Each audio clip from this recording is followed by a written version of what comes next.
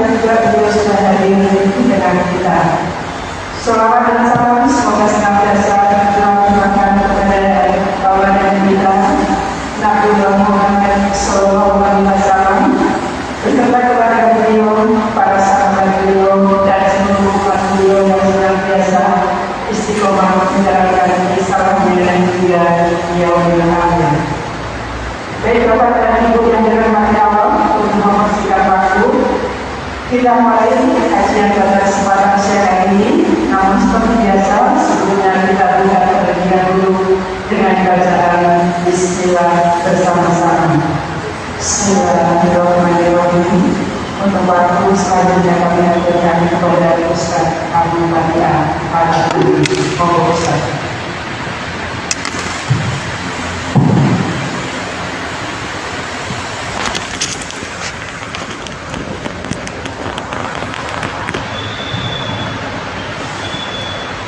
Bismillah. Assalamualaikum warahmatullahi wabarakatuh.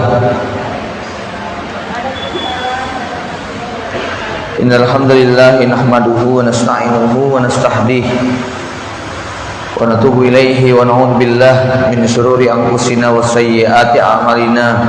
May yahdihillahu fahuwal muhtadi wa may yudlil falan tajida lahu waliyyan mursyida.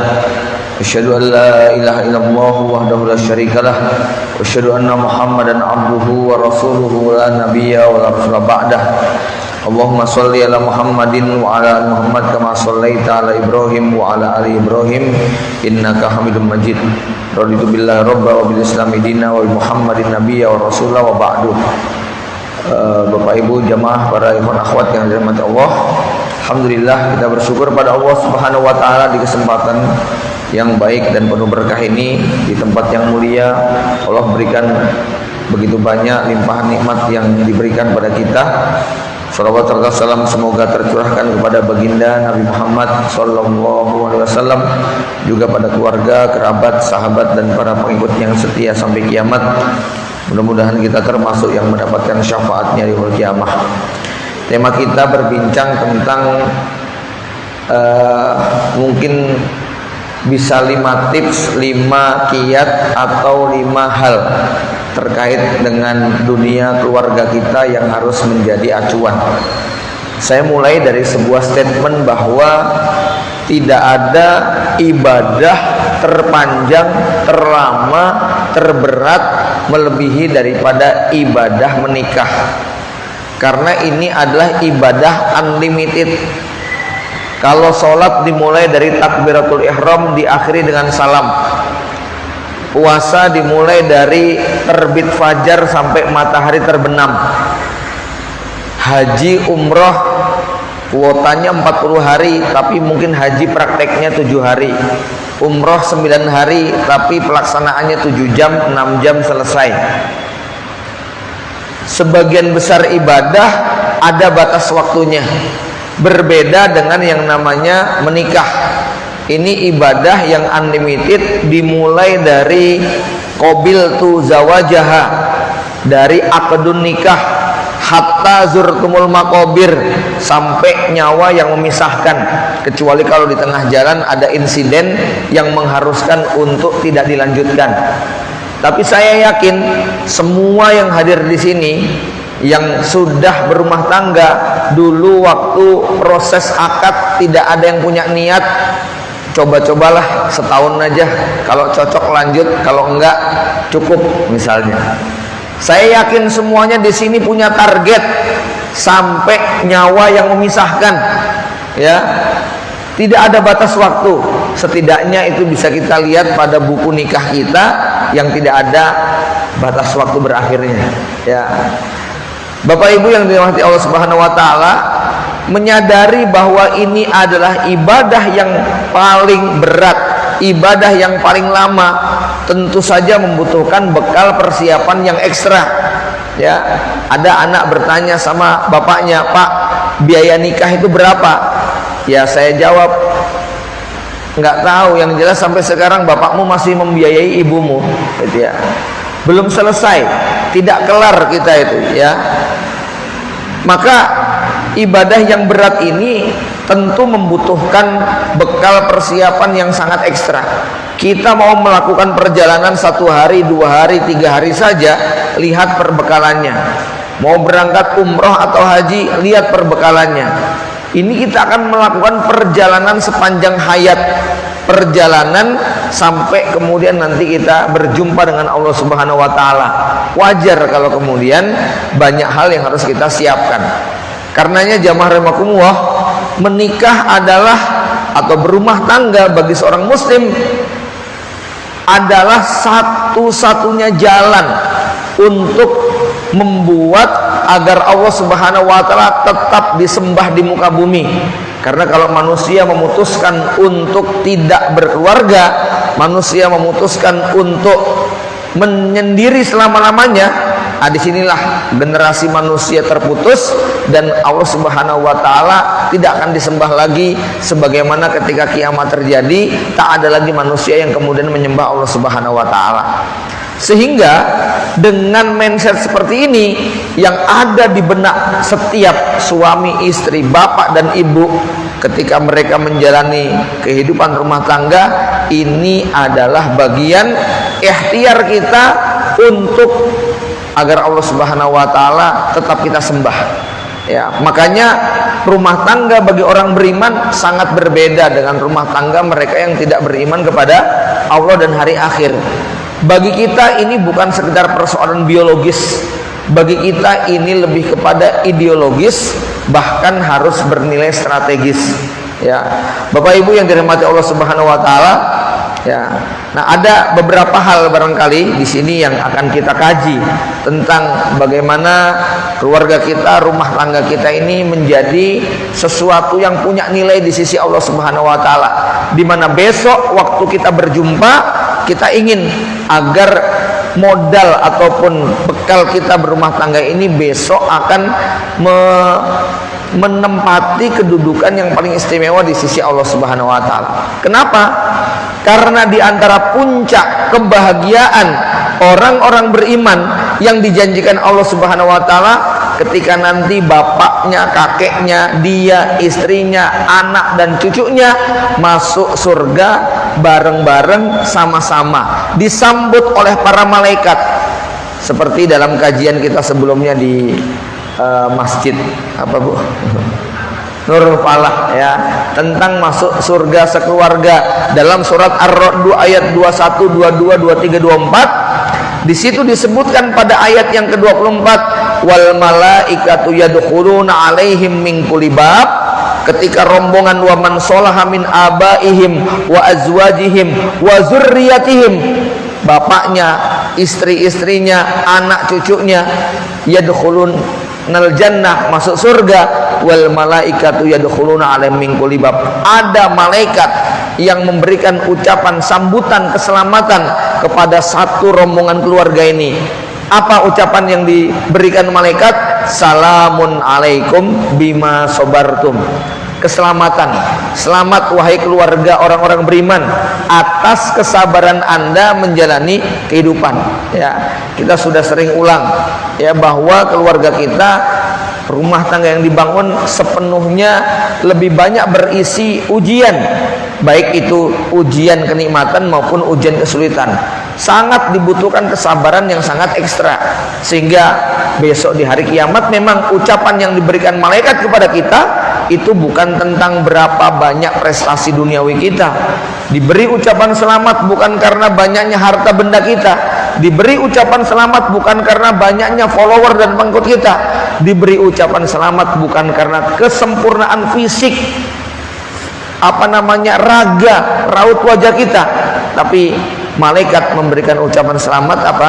Bima sobartum, atas kesabaran menjalani kehidupan dunia. Ya, silahkan buat ranking tentang problematika hidup di dunia, maka lebih dari 70% problem itu ada pada keluarga kita.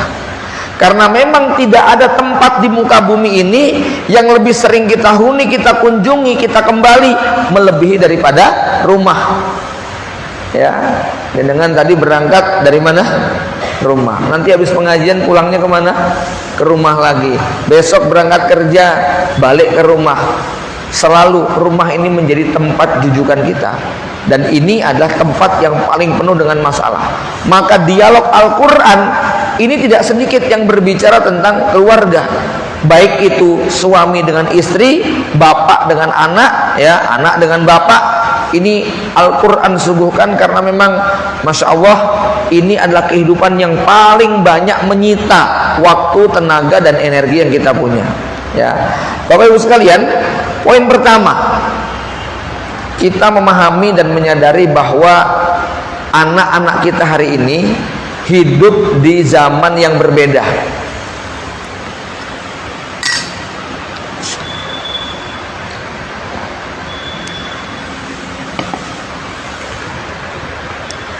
Bapak Ibu sekalian, ada begitu banyak perbedaan yang kita rasakan, terutama buat generasi yang lahir tahun 70 80-an, yang sekarang usianya 40 50-an, bisa merasakan bahwa masa kecilnya begitu kontras dengan kehidupan anak-anak sekarang. Kalau mungkin pasangan-pasangan muda yang lahir tahun 2000-an, yang anaknya mungkin baru lahir, yang lahir tahun-tahun 95-an, yang anaknya masih balita, selisihnya mungkin tidak terlalu jauh, ya. Generasi milenial orang bilang, ya, 2000 ke sini itu berbeda dengan buat kita yang lahir tahun 70 80-an, ya. Dampak daripada perubahan itu sampai pada kualitas mental, kualitas kejiwaan anak-anak kita, ya. Saya buat ilustrasi begini. Kita pernah belajar di ilmu sejarah tentang manusia purbakala. Saya tidak percaya dengan teori ini, tapi saya ingin angkat sebagai sebuah kiasan yang memudahkan, ya. Saya katakan saya tidak percaya karena memang orang beriman meyakini nenek moyangnya Nabi Adam, yang jarak kita dengan Nabi Adam itu baru sekitar 6.000 sampai 7.000 tahunan, nggak sampai puluhan, apalagi ratusan ribu, apalagi jutaan, ya. Jadi kalau ada yang bercerita nenek moyang manusia umurnya sekian juta tahun, 10.000 tahun, 100.000 tahun, ya itu entah manusia yang mana, yang jelas bukan kita. Kita meyakini mbah kita adalah Nabi Adam alaihissalam, yang diturunkan ke muka bumi sempurna persis seperti kita, ya, bukan yang berjalan tegak, bungkuk, merangkak, bukan, ya, itu bukan nenek moyang kita, ya.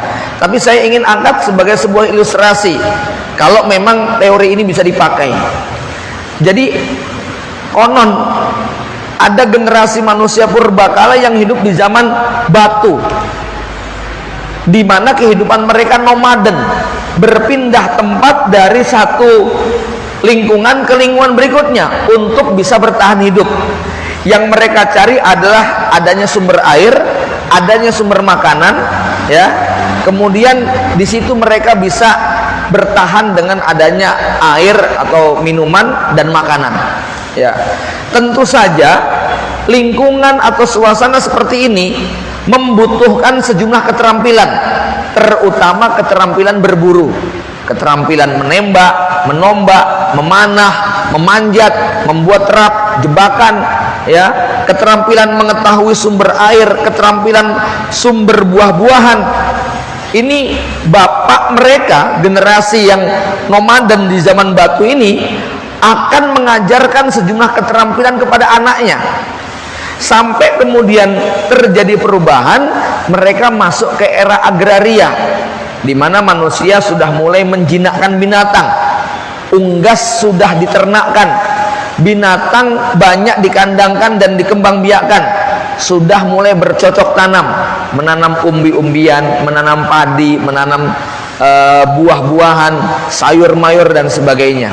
Pertanyaannya, kalau generasi bapak dan kakeknya itu hidupnya di era nomaden, era zaman batu, sementara anak atau cucunya hidupnya di era agraria, apakah keterampilan yang dimiliki bapaknya masih relevan untuk diajarkan kepada anaknya?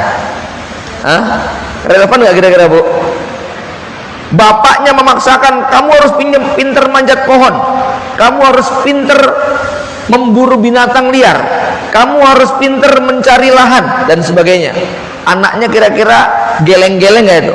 Pak, buat apa latihan manjat pohon? Lawang ternaknya kita itu berapa ribu ekor dalam kandang, ngapain juga berburu? Ya, wong ayam tinggal nyembelih, kambing, sapi, domba tersedia. Ngapain kita juga harus pindah sana pindah sini? Kebun sawah kita itu berhektar-hektar jumlahnya, ya. Maka si anak tentu akan merasa keberatan kalau dia kemudian dipaksa untuk belajar memanjat, membuat jebakan, berlatih memburu dan sebagainya, sebuah keterampilan yang sudah nggak dipakai lagi pada saat itu. Ini yang saya maksud ilustrasi memudahkan perubahan zaman di mana kita hidup dengan anak kita sekarang. Ya tidak, Bu? Ya. Nah, sehingga buat orang tua ini harus memahami betul, ya, perubahan zaman ini menuntut orang tua memberikan bekal kepada anaknya supaya mereka bisa sukses di zaman yang berbeda tadi. Tidak bisa dipungkiri bahwa zaman di mana anak-anak kita hidup hari ini adalah zaman dengan fasilitas teknologi yang semuanya serba instan, dan ternyata itu cukup berdampak kepada psikologis mereka. Psikologis pengen serba instan, pengen serba tersedia di hadapan, ya. Teknologi seperti ini kadang-kadang membuat anak-anak kita kemudian tidak memahami proses, bahwa untuk mendapatkan sesuatu ada sejumlah tahapan yang ditempuh, ya. Mereka taunya tersedia di meja makan, mereka taunya dompetnya harus tebal tanpa harus bekerja keras. Bahkan sejumlah insting, ya, sejumlah keterampilan itu menjadi hilang pada generasi anak sekarang. Ya, contohlah kalau misalnya dulu kita mau bepergian, ya, jenengan mau bepergian, modalnya kan hanya alamat, ya, bukan Sherlock, sehingga keterampilan yang kita butuhkan adalah seni komunikasi yang baik. Malu bertanya, sesat di jalan, itu pepatah yang relevan saat itu, ya. Sehingga kita diajari bagaimana bertanya kepada orang asing, turun dulu dari mobil, ya, mengucapkan permisi, numpang tanya alamatnya ini di mana. Itu adalah sebuah perilaku yang kita ajarkan kepada anak-anak kita, karena mereka menyaksikan waktu kita mengendarai kendaraan, ya. Hari ini adab semacam itu masih ada nggak? Nampaknya sudah hilang, karena memang semua instan. Lurus 500 meter belok kiri, ya, tetap di sebelah lajur ini, ya, belok kanan, belok kiri, tahu-tahu di tengah sawah nyasar, ya. Sering nggak itu kita alami, Bu? Gitu kan, ya. Kepekaan kita hilang, kita berpaku kepada Google saja, padahal jelasnya jalurnya makin mengecil gitu kan, ya. Dan akhirnya betul-betul tersesat, nggak bisa balik. Itu terjadi, semua ngomel sama Google, kan begitu, ya. Bapak Ibu yang dirahmati Allah Subhanahu wa taala, tentu bukan hanya cerita tentang mencari alamat. Banyak hal yang hari ini dampak daripada teknologi yang serba instan membuat anak-anak kita malas untuk berpikir, karena semua sudah terlayani. Padahal ini dampaknya cukup serius nanti buat mentalitas mereka. Jangan heran kalau kemudian anak-anak muda umur 15, 16, 17 yang orang tuanya itu tidak mampu atau pekerjaannya itu dengan gaji yang biasa, tapi melihat teman-temannya dibelikan kendaraan, dibelikan gadget, dibelikan sarana, kemudian dengan entengnya anak tadi memaksa kepada orang tuanya untuk memenuhi apa keinginannya, ya.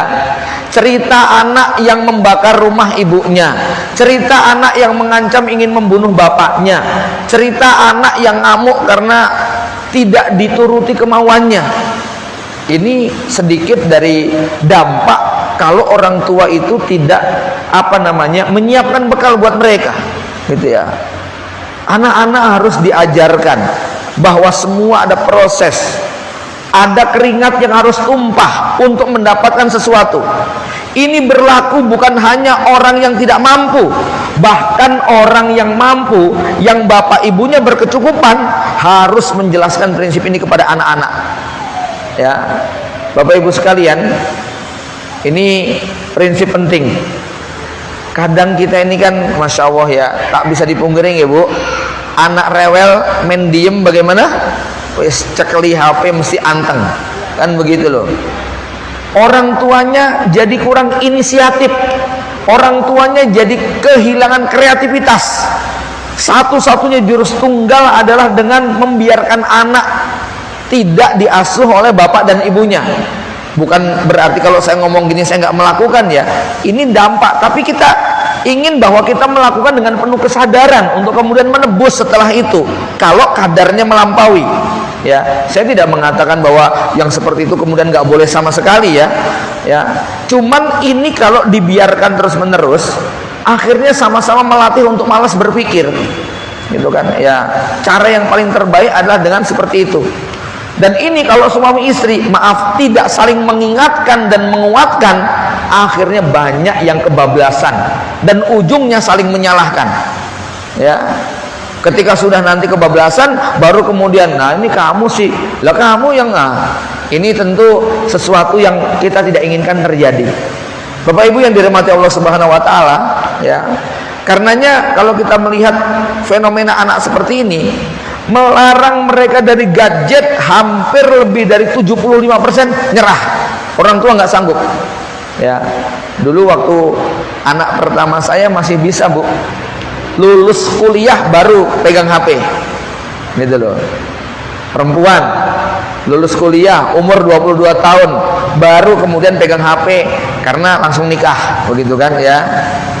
Yang laki-laki nomor 2 lulus SMA baru bisa pegang HP. Adiknya lulus SMP. Gitu ya.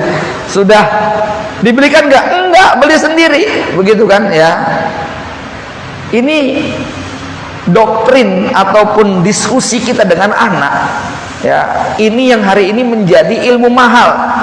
Anak-anak kita hari ini mirip kata orang generasi stroberi, kesenggol lecet, ketindih melenyet, gitu loh ya. Nggak seperti zaman kita, karet mentah, gitu kan ya, dibanting kayak apapun tetap tabah. Ya, generasi anak-anak kita nggak demikian. Maka dalam hal ini perlu sekali bahasa yang tepat. Saya pernah diskusikan dengan seorang psikolog.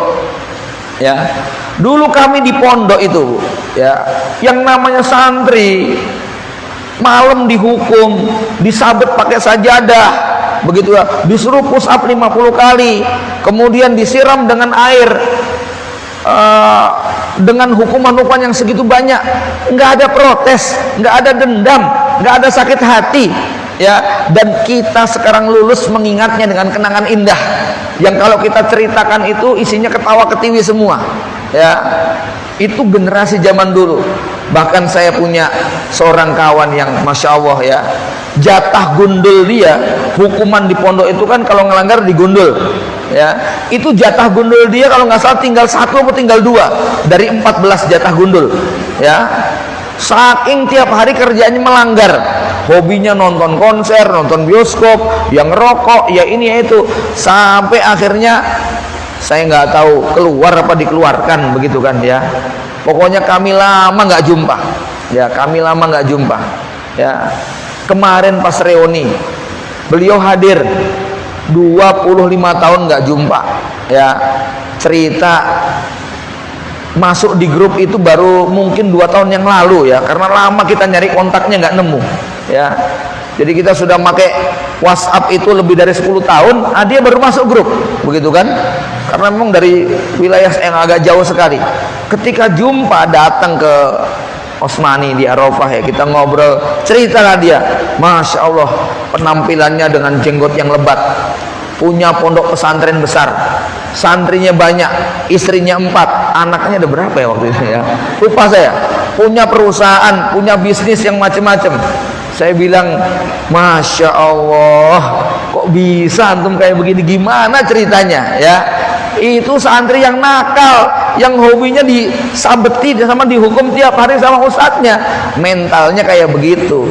Lah anak sekarang baru dijewer, lapor Komnas HAM, ya, kena hukuman dikit, lapor polisi, undang pengacara, Masya Allah ya. Dan itu tidak bisa dipungkiri, itu bagian daripada mental yang diberikan oleh bapak dan ibunya. Maka saya ingin mengajak kepada bapak ibu sekalian yang anaknya hari ini pada dipondokkan, kalau suatu saat ya, suatu saat dia nggak kerasan, dia mungkin ada ketertekanan, entah dibully kawan dan lain sebagainya, saya ingin mengajak untuk tetap sportif, jangan menyalahkan pihak lain. Besok di hari kiamat, seorang anak tidak akan ditanya siapa ustadznya, siapa kiainya, siapa tetangganya, siapa musrifnya, siapa guru halakohnya, siapa wali kelasnya, enggak akan ditanya. Yang ditanya siapa bapak dan ibunya. Ya, fa'abawahu, bapak dan ibunya ini nanti yang akan dimintai pertanggungjawaban. Maka ketika ada anak kami yang nggak kerasan di pondok, ada yang dia dibully sama temennya, saya sudah sampaikan kepada ustadznya, tapi itu masih berlangsung dan akhirnya dia benar-benar nggak kuat, saya tetap mengatakan kepada pengasuhnya, ustadz, bukan salahnya pondok, ini modal anak saya nggak kuat, begitu loh, nggak cukup modalnya untuk bertahan. Ya, nampaknya bukan tempat ini yang akan membaikkan dia. Insya Allah masih banyak orang-orang lain yang memang baiknya di sini. Karena dulu anak yang nomor 2 di situ bagus, lulus, selesai.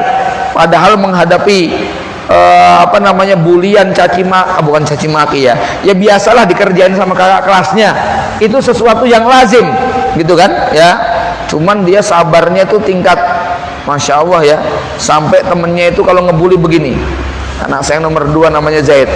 Sopo sing iso ganggu Zaid ngantek nangis, tak kasih hadiah, begitu loh. Ya, teman-temannya sampai begitu. Dia diganggu, diapain, santai aja menghadapi kayak begitu, gitu kan. Lah yang adeknya baru diledek dikit sudah emosi, kan begitu, ya. Sudah nggak tahan, sudah nggak kerasan. Maka saya bilang bukan salah pondoknya, ini modalnya nggak cukup. Ibarat barang bukan mahal, duitnya yang kurang, gitu loh, ya. Jadi jangan nyalahin mahalnya barang, Pak. Salahin kantong kita yang tidak cukup. Kalau anak kita di sebuah lembaga pendidikan kok begini dan begitu, saya lebih suka mengevaluasi kekurangan kita ketimbang mengkritisi lembaga pendidikannya. Kenapa? Mengevaluasi kekurangan dan kelemahan kita akan membuat kita berpikir untuk melakukan yang lebih baik ketimbang menyalahkan tempat di mana anak kita sekolah. Ya, maka tetap hubungan kita dengan sekolah semuanya baik-baik saja, begitu ya. Bapak Ibu yang dirahmati Allah Subhanahu wa taala, ini penting ya untuk menanamkan mentalitas kepada anak-anak kita, mentalitas yang tahan banting. Maka saya mengajak wala uzaki ala nafsi, tapi saya harus dalam hal ini perlu berbagi kepada Bapak Ibu sekalian ya. Ketika anak kami dibully, motormu kok elek, wong abimu duitnya banyak ya, saya bilang kamu ingat harus bukan bangga ya, tapi apa, kamu harus percaya diri. Motor butut yang kamu beli itu pakai jerih payah kamu sendiri. Sementara temanmu yang dibeliin motor baru sama bapaknya harga 30 juta, 40 juta, itu nyadong dan minta-minta, begitu kan ya. Gak perlu kemudian tergoda dengan yang begitu. Kalau belum mampu nggak bisa. Kami memang dalam hal ini sampaikan kepada anak-anak, kalau ada anak abi yang memang mau tetap melanjutkan sekolah sampai perguruan tinggi S1 S2, bismillah kita biayai. Tapi kalau memutuskan berhenti cukup sampai di SMA, kemudian pengen ini, jangan berharap untuk minta sama orang tua. Tugas tanggung jawab kami sampai 15 tahun. Di atas 15 tahun harus cari duit sendiri. Nggak boleh minta-minta. Ya, kalau nggak mampu sekolah dulu. Kalau sekolah oke deh, kita biayain. Tapi kalau memutuskan untuk berhenti, ya berhenti kok minta dibeliin ini, nggak bisa. Ya, harus cari sendiri. Ya, Anda sudah akil balik, sudah dewasa, kewajiban orang tua sudah selesai sampai kepada akil balik. Kalau itu laki-laki, kalau perempuan sampai dia berumah tangga. Ini harus agak tega, Bu, gitu ya.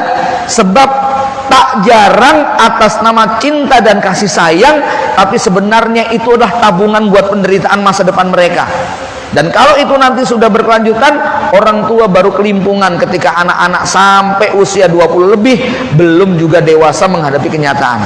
Ya, Bapak Ibu yang dirahmati Allah, ini di zaman yang serba instan, tetap jangan biarkan anak kita hidup semaunya, hedonisme dan sebagainya. Mereka harus dilatih bahwa apa yang mereka terima harus berbanding lurus dengan keringat yang mereka keluarkan.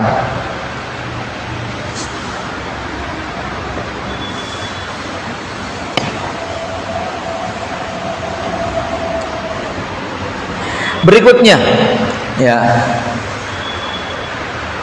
inspirasi yang berikutnya adalah suami bagaikan pilar sebuah bangunan. Ada satu kalimat, mungkin pernah mendapatkan kalimat ini Bapak Ibu sekalian. Suami setegar pilar, SSP. Istri setenang malam, SSM. Ya, laki-laki harus mampu memerankan diri seperti pilar sebuah bangunan, sementara wanita lebih mirip kepada dinding, pintu, kaca, jendela yang ada. Yang namanya pilar, Bapak Ibu bisa saksikan balek panjang yang membentang, nangkringnya di atas pilar, ya, cor-coran yang berat, nangkringnya di atas pilar. Plafon, atap, genting, semuanya bertumpu kepada pilar. Dinding, pintu, jendela nempelnya kepada pilar. Lantai ini juga disambungkan kepada pilar. Artinya jadi suami harus siap bahwa dia akan memikul semuanya. Nggak boleh laki-laki mengatakan, oh apa-apa saya, apa-apa saya. Ya harus kamu, gitu. Namanya jadi pemimpin, namanya jadi tiang, nggak bisa kemudian dipisahkan. Ya, kalau pintu jendela ini dicopoti satu-satu, ini tetap disebut bangunan. Kalau dindingnya ini ada yang roboh, ini tetap bangunan. Tapi kalau pilarnya ini dicabuti, ini reruntuhan. Sudah bukan lagi bangunan. Ya, seperti itu peran seorang suami. Dia harus menjadi pilar yang menopang semua beban. Ya, maka pilar ini harus kuat. Dari mana sumber kekuatan pilar? Sumber kekuatan pilar ada pada pondasi dan cakar. Ya, cakar atau pondasinya itu ya. Ya, pondasinya yang kuat menghunjam ke dalam, tertanam, ini yang akan membuat tiang ini kuat. Ya, Bapak Ibu yang dirahmati Allah Subhanahu wa taala, apa pondasinya? Pondasinya kata Rasulullah SAW, idza atakum man tardawna dinahu wa khuluquhu.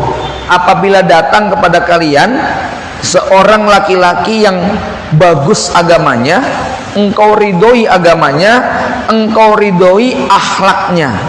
Jadi pondasinya ada dua, Pak. Apa? Agama dengan akhlak. Agama berbicara tentang hukum halal haram, bisa ngaji, paham Quran, paham halal haram, paham hukum, ya, itu adalah agama.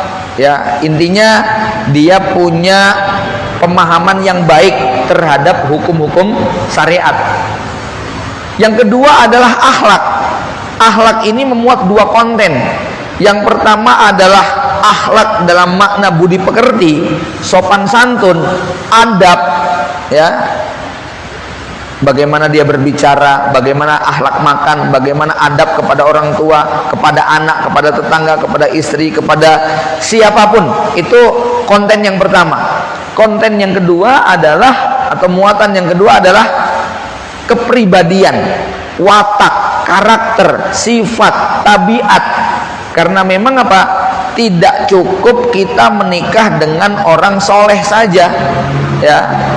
Yang kedua yang dibutuhkan adalah apa? Kecocokan pada watak, sifat, dan karakter.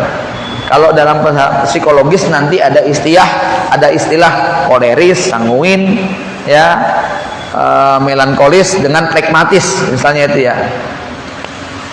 Terlepas bahwa sifat itu bisa diubah, tapi ada watak-watak dasar yang tetap melekat.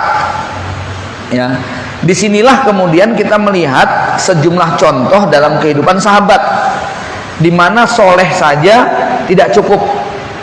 Ya, misalnya ada kisah Fatimah binti Qais yang dilamar oleh 3 laki-laki. Kalau standarnya soleh, ini sahabat Nabi, dijamin surga semua. Kurang soleh apa? Kan begitu. Tapi ketika dilaporkan kepada Rasulullah, disebut 3 nama tersebut, maka Rasulullah mengatakan jangan nikah sama Muawiyah. Dia orang miskin, kamu nggak cocok sama orang miskin. Ada bu, ternyata akhwat-akhwat yang nggak cocok dinikahkan sama ikhwan miskin, walaupun soleh banget, begitu loh, ya. Makanya dalam mazhab Syafi'i disebutkan kalau ada seorang ikhwan yang mau ngelamar seorang akhwatnya itu hidup bersama orang tuanya, berkelimpahan, ada pembantunya, ada supir pribadinya, ada tukang kebunnya, di mana akhwat ini tidak pernah repot-repot nyuci, nyetrika, jemur, nyapu, ngepel, beres-beres, karena memang sudah dicukupi oleh orang tuanya. Maka calon suaminya kalau menikahi dia harus menyiapkan pembantu buat dia, gitu ya. Itu nih mas ya, kalau mau menikahi akhwat yang seperti itu, gitu loh ya.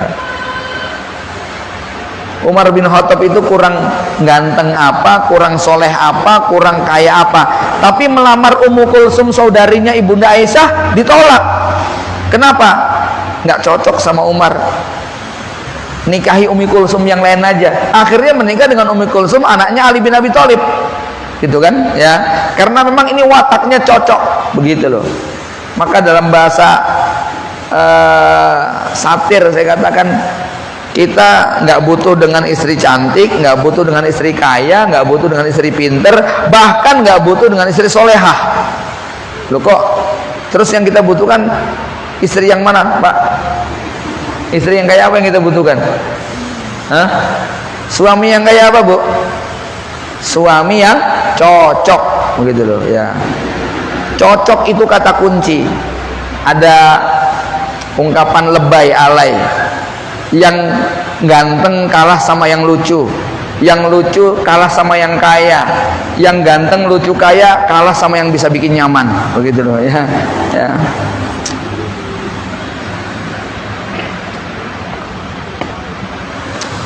Bapak Ibu sekalian, kembali kepada suami adalah pilar. Ketika seorang suami menyadari dia ini adalah pilar, maka dia harus siap untuk memikul beban. Semua beban itu tertumpu pada dia, ya. Maka jangan mudah cengeng jadi laki-laki kalau istrinya ngadu, anaknya ngadu, adiknya ngadu, tetangganya ngadu, bapak ibunya ngadu, semua orang ngadu sama dia.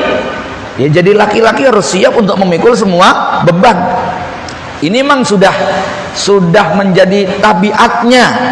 Ya, apalagi untuk sektor-sektor publik, urusan ke luar negeri ya. Maksudnya kalau dalam pendidikan urusan ambil rapot, wawancara dengan wali kelas, kemudian ini contoh dalam urusan ngambil rapot nih ya. Siapa sebenarnya yang paling wajib untuk ngambil rapot? Bapak atau ibu? Bapak atau ibu? Bapak. Kenapa? Saat itu yang dibutuhkan adalah logika. Sementara kalau ibu mendengarkan laporan dari wali kelas dan anaknya, yang main perasaan, gitu loh. Ya tidak? Ya. Dengar anaknya begini begitu dan sebagainya, itu bisa kemudian nanti berubah pikiran itu ibu tadi. Bisa dia nanti nyalahkan gurunya, bisa nanti dia menyalahkan ya anaknya, karena laporan yang diterima tadi. Karena kemampuan wanita mengolah sebuah informasi lebih didominasi oleh emosi dan perasaan, sementara laki-laki lebih banyak menggunakan logika dan pikiran. Nah, data itu lebih membutuhkan olahan logika ketimbang perasaan semata, ya. Makanya mohon maaf, dalam beberapa kajian fikih itu laki-laki diizinkan bohong dalam tanda kutip ya kepada istrinya. Ya, bohong yang seperti apa? Ya, tentu bukan kemudian bohongi yang akhirnya itu merupakan pengkhianatan, bukan ya. Tapi bohong di sini adalah tidak semua informasi harus diceritakan kepada istri. Karena sesuatu yang bagi laki-laki itu biasa, nggak ada rasa, nggak ada efeknya, buat istri itu bisa kemana-mana tafsirannya, gitu loh. Contoh nih, ini contoh simple aja ya. Ya. Coba suaminya beli sesuatu, belinya di warung, pasar, ya, beli di warung di pasar, pedagangnya janda, muda, anaknya baru 2. Terus pas beli ditambahin, gitu loh, ya. Coba cerita sama istrinya, "Bi, beli di mana?" Cukup jawab di pasar, selesai. Nek diceritain, itu loh beli di sana, di yang warung janda muda itu loh, Mi, ya, baik sekali orangnya loh, ditambahin. Panjang nggak ceritanya nantinya, ya. Makanya nggak usah dipanjang-panjangin, udah cukup di pasar, begitu loh, ya. Yang detail-detail nggak usah diceritakan. Sesuatu yang bagi kita itu nggak ada perasaan, nggak ada pikiran kemana-mana, tapi bagi yang di rumah itu panjang urusannya, gitu loh. Ini yang dimaksud bohong. Bohong itu maksudnya apa? Tidak semuanya harus diceritakan. Dan perempuan tidak harus mengetahui semuanya, karena kemampuan mengolahnya lebih banyak pakai emosi dan perasaan tadi. Kalau kita kaum laki-laki, oh iya, itu udah selesai, ya. Makanya mohon maaf, saya ketika ada satu klien yang bertanya tentang bagaimana menghadapi was-was, saya bilang kalau laki-laki itu gampang. Rasulullah SAW mengajarkan kalau suatu saat ada sesuatu, entah suudon, was-was, pikiran-pikiran yang aneh-aneh tentang seseorang, kata Rasulullah apa? Stop, jangan diterusin. Ini kita dapat informasi nggak Pak? Tentang seseorang yang informasi itu sangat mengganggu pikiran kita, padahal belum tentu benar. Maka solusinya kalau kita pengen tenang apa? Stop, jangan dilanjutkan, jangan berimajinasi sendiri-sendiri. Bagi laki-laki itu gampang, bagi perempuan itu nggak mudah. Ya, ya nggak? Ya. Makanya jangan kepoan kalau jadi perempuan, itu loh, ya. Jangan pengen tahuan, itu nanti nyusah sendiri, begitu loh. Baik, kembali kepada pembahasan bagaimana suami seperti pilar, istri seperti dinding. Fungsinya untuk apa? Membuat yang tinggal di dalam lebih nyaman. Ya. Kalau laki-laki itu seperti tulang punggung, tugasnya adalah untuk menegakkan sulbi, maka perempuan seperti tulang rusuk yang fungsinya untuk melindungi organ-organ yang halus. Tulang punggung tugasnya untuk memikul beban yang berat. Tulang punggung tugasnya untuk mengangkat beban, ya, menopang. Kalau tulang rusuk fungsinya untuk melindungi organ dalam, melindungi jantung, hati, liver, ya, usus dan semuanya. Ini tugasnya perempuan. Maka tugasnya perempuan dalam rumah tangga, dia seperti malam yang tenang. Suasana malam itu asiknya ngapain, Pak? Istirahat, itu, ya, ngelekar, rebahan, tidur, sunyi, syahdu, ya. Pokoknya suasana malam itu identik dengan ketenangan. Maknanya apa? Seorang istri harus punya peran untuk menjadikan orang yang di sisinya tenang. Makanya Bunda Hawa ketika diciptakan Allah Subhanahu wa taala dari tulang rusuk Nabi Adam, waktu itu Nabi Adam tertidur, bangun-bangun kok di sebelahnya ada Bunda Hawa. Maka Nabi Adam bertanya, "Man anti, siapa kamu?" Qala ana Hawa. Dari mana kamu dicipta? Min aina khuliqti. Maka Ibunda Hawa mengatakan, min dol'ika, dari tulang rusukmu. Untuk apa kamu dicipta? Ibunda Hawa mengatakan, litaskuna ilayya, supaya engkau tentram bersamaku, ya. Maka keberadaan perempuan, wanita, istri ini adalah untuk menenteramkan, menenangkan, seperti fungsi dinding, jendela, pintu yang bikin kita tenang. Ini kalau los-losan nyaman nggak kira-kira? nggak nyaman gitu kan ya, nanti ada yang nyelonong masuk ke dalam gitu ya, kendaraan apa gitu kan. Nah, dengan adanya dinding yang membatasi, maka penduduk bisa tidur, bisa beristirahat karena ada yang melindungi. Kira-kira seperti itulah peran dia, membuat suaminya bisa beristirahat di sisinya, membuat anak-anak bisa beristirahat di sisinya. Ini peran seorang ibu ya.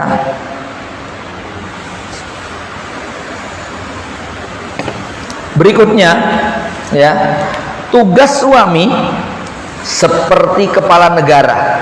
Bapak Ibu sekalian, Rasulullah SAW menjanjikan ada 7 kelompok yang akan mendapatkan naungan di hari kiamat, ketika saat itu tidak ada naungan lain. Sab'atun yudilluhumullahu fi dhillih yauma la dhilla illa dhilluh. Nomor 1, Nabi menyebutkan imamun adil, pemimpin yang adil. Kalau ada kata-kata pemimpin yang adil, maka bayangkanlah seorang khalifah, bayangkanlah Abu Bakar, Umar, Utsman, Ali radhiyallahu anhum ketika mereka menjadi penguasa. Kata Imam Al-Mawardi, khalifah, penguasa, kepala negara memiliki 2 tugas utama. Tugas yang pertama adalah iqamatuddin, menegakkan agama. Tugas yang kedua adalah siyasatud dunya biddin, mengatur dunia dengan panduan agama. Jadi ini saya buat ilustrasi yang mudah. Tugas khalifah, presiden, kepala negara, nomor 1 iqamatuddin. Apa yang dimaksud iqamatuddin? Menegakkan agama. Rakyatnya diajak ibadah, rakyatnya harus berakidah shahihah, berakidah salimah, beribadah yang shahihah, berakhlakul karimah, bermuamalah yang islamiyah syariah ya. Kemudian rakyatnya diingatkan dengan nasihat sampai pada hukuman ketika melakukan pelanggaran. Ini tugas seorang pemimpin. Jadi pastikan akidah rakyatnya itu ahlus sunnah wal jamaah, pastikan mereka ibadah seperti Rasulullah yang waktu sholat itu pengen keliling memastikan ada nggak rakyatnya yang nggak sholat berjamaah. Kemudian apa? Mudahkan, fasilitasi untuk bisa menunaikan zakat, puasa dan haji. Ini ibadah ya. Kemudian adab, akhlak, muamalah, diajari bagaimana beradab. Ini tugasnya seorang pemimpin. Sampai kepada kalau mereka melakukan pelanggaran, ditegakkan hudud wal jinayat, mencuri, potong tangan, berzina, cambuk rajam dan seterusnya ya. Ini tugas pertama. Tugas yang kedua itu adalah siyasatud dunya biddin, mengatur dunia dengan panduan agama. Karena apa? Hidup di sebuah negara nggak cukup hanya dengan sholat, zakat, puasa. Bahkan yang namanya haji, ibadah ini, negara harus hadir untuk memfasilitasi ya. Apalagi seperti negara modern, ada visa, ada paspor, ada macam-macam persyaratan untuk bisa menunaikan ibadah haji. Beda dengan zaman dulu, di zaman Nabi Ibrahim nggak perlu pakai begitu-begituan ya. Ini harus difasilitasi ya. Maka negara bukan hanya mengatur urusan sholat, puasa, zakat, haji, karena kita ini hidup membutuhkan banyak hal. Transportasi, telekomunikasi, pendidikan, kesehatan, mengatur laut, daratan, hutan, mengatur bandara, dermaga, pelabuhan. Ini semua bagian daripada tugas negara. Untuk apa? Untuk kelancaran dan kesejahteraan hidup rakyatnya ya. Gimana kalau ada bencana alam, negara harus hadir. Gimana kalau ada kerusuhan, negara harus hadir. Gimana kalau terjadi banjir dan seterusnya, negara harus hadir ya. Ini tugas seorang pemimpin yang adil, yang besok akan mendapatkan naungan di hari kiamat. Sekarang mari kita aplikasikan 2 tugas utama tadi pada level pemimpin yang paling rendah, yaitu kepala rumah tangga. Maka kepala rumah tangga itu adalah institusi yang paling rendah dalam sebuah level kepemimpinan ya. Kan di atasnya RT, RW, lurah, camat, bupati dan seterusnya ya, sampai presiden. Ini yang paling kecil adalah keluarga Ya, di situ ada kepala rumah tangga, suami dalam hal ini, maka suami punya dua tugas seperti dua tugas khalifah. Tugas yang pertama adalah iqamatuddin, berarti si bapak harus ngajari sholat anaknya, ngajari puasa anak dan istrinya, ngajari zakat termasuk haji. Apalagi bapak wajib mengajarkan akidah yang benar kepada anaknya.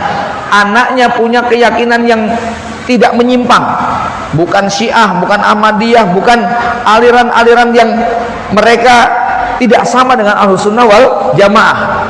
Itu baru akidah ibadah. Apalagi bapak mengajarkan akhlak dan adab kepada anaknya.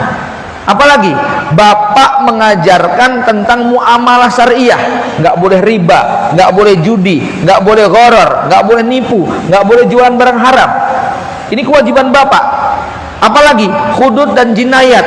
Kalau anaknya melanggar, melakukan tindak pidana, bapak harus memberikan warning, peringatan, bahkan sampai level hukuman.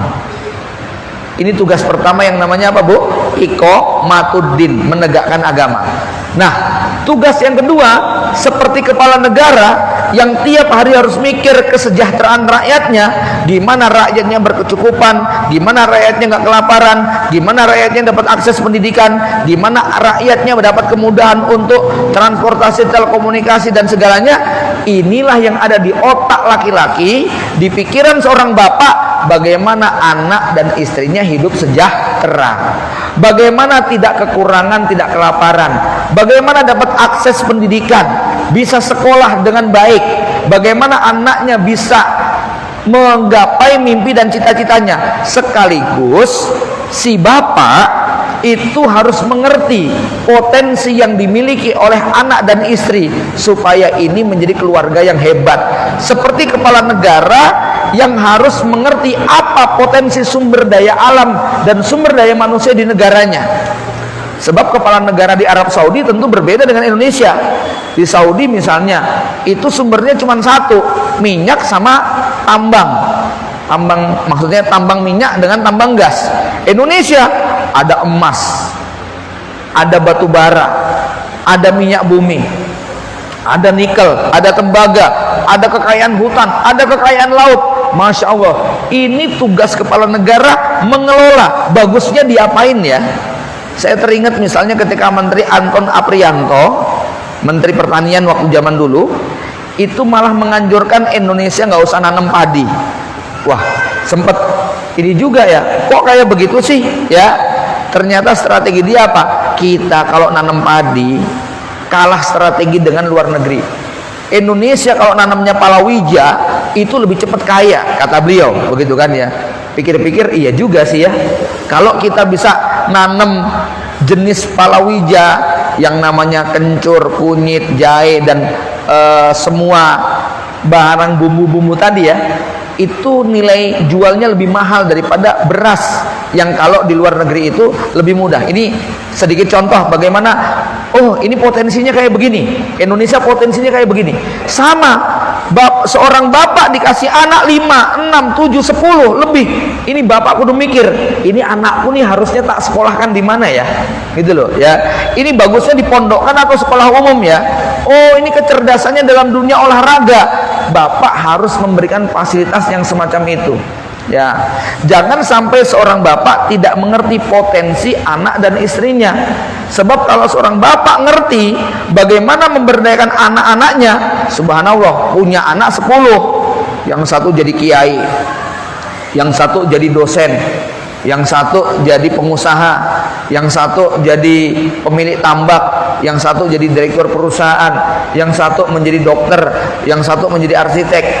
Ini keluarga bisa kuat sekali ketika mereka semuanya secara siyasatu dunia bidin bagus, ditambah mereka semua paham agama, begitu loh. Bisa dipahami nggak ya? Inilah yang namanya fungsi suami mirip seperti kepala negara. Tugasnya ada dua, iqamatuddin dan siyasatud dunya bidin. Termasuk tugas suami, oh ternyata anaknya nggak kerasan di pondok, turun tangan. Itu mirip seperti kalau misalnya apa, dia punya rakyat kok ngeyel, kok bangkang, itu negara turun tangan. Gimana anaknya berantem, negara turun tangan, bapaknya turun tangan, ya, sampai nanti kalau terjadi bencana alam, anaknya sakit, tabrakan, kecelakaan, istrinya bedah sesar, bapak turun tangan, jangan kemudian lepas tangan, ya. Ini negara harus hadir seperti bapak yang harus hadir, termasuk ketika terjadi tawuran antara warga sini dengan warga tawuran, negara harus turun tangan. Sama istri pertama tengkar sama istri keduanya, itu harus turun tangan, jangan ngumpet di masjid gitu, ya, ya, wes kono karepmu, nggak begitu. Ini harus hadir, si suami ini melerai, jangan kemudian wes karepmu lah, malah mumet aku, lah salahnya sendiri, gitu loh, ya. Ini nggak siap memimpin ya jangan, begitu loh, ya. Ini ilustrasi yang mudah nih Bu, ya. Jadi 3 poin ini saja sudah, masya Allah ya. Kalau seandainya kita praktekkan, satu apa tadi? Yang pertama, anak-anak kita hidup pada zaman yang berbeda, ya. Orang tua harus ngerti bagaimana strateginya. Kemudian yang kedua, suami ini seperti pilar dalam sebuah bangunan yang harus siap memikul semua beban, ya. Yang ketiga, bayangkan tugas kepala negara yang dia harus memikul semua urusan. Begitulah tugas kepala rumah tangga. Semua persoalan yang ada di dalam, suami harus mengambil peran. Buat bapak-bapak, ada satu ucapan yang ini sangat disukai perempuan, ya. Ketika sedang menghadapi permasalahan apapun, maka bapak-bapak ucapkan kalimat ini, Bismillah, Abi bertanggung jawab, Abi akan selesaikan. Itu akan menenteramkan, walaupun habis itu bisa dinego, begitu loh, ya. Ya, loh iya, yang penting maju dulu, Bismillah, saya selesaikan, ya. Ibarat masuk warung gitu kan, ya, tenang, Abi yang bayar, notanya 200.000, duitnya 20.000, Mi, tolong bayarin sisanya, begitu ya. Nah, itu kan nego, begitu kan. Tapi maju dulu pokoknya sebagai penanggung jawab utama. Intinya begitu nggak Pak, ya. Ya, nanti Allah akan kasih ilmu tambahan kepada kita yang sangat banyak kalau kita siap untuk memikul beban ini. Demikian barangkali 3 poin ini dulu saja, ya. Sudah jam 2 tepat. Saya kembalikan dulu kepada moderator. Assalamualaikum warahmatullahi wabarakatuh. Warahmatullahi wabarakatuh. Semoga bisa menjadi ilmu yang bermanfaat untuk kita semua.